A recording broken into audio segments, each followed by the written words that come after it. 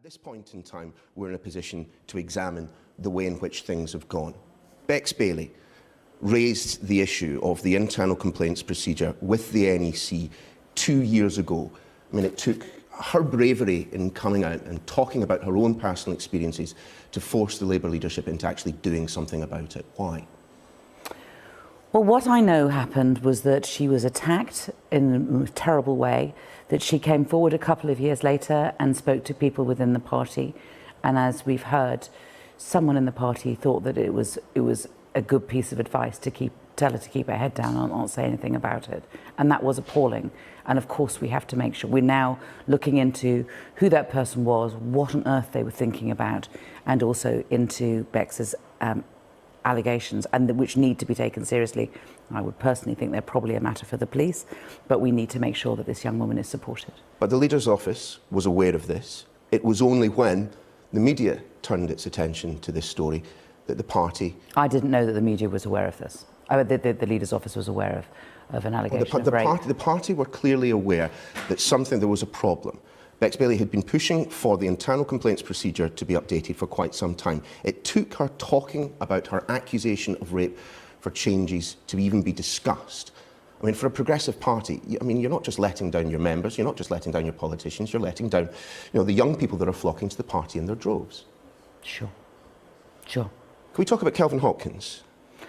Well, it's difficult for me to talk about specific cases. Can I just be, it's difficult because given that we are investigating these matters. I don't think that. Just like it would be wrong for me to talk about Damien Green or anyone else. It would be difficult for me to talk about specific. But we can talk about what happened within the party. He has now had the whip suspended. As you mentioned, there is an investigation underway.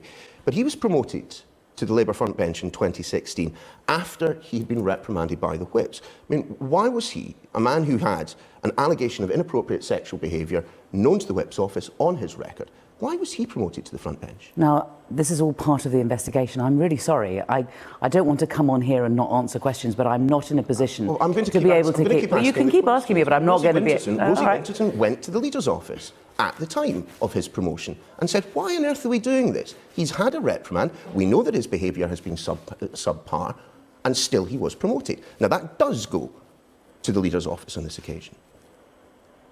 I don't know. I didn't know that Rosie wasn't still the chief whip at the time. But if there had been a change of whip, then I don't know. I mean, the problem is that Jeremy Corbyn cannot say that he cannot complain, I knew nothing of this behaviour. OK, Simon Dancher was suspended from the party back in 2015, December 2015, at exactly the same time that the party knew about the allegations about Mr Hopkins. Now, similar cases, entirely dissimilar treatment. One of them suspended, who happened to be a critic of Mr Corbyn. Another of them promoted to the front bench, who just happens to be a key ally.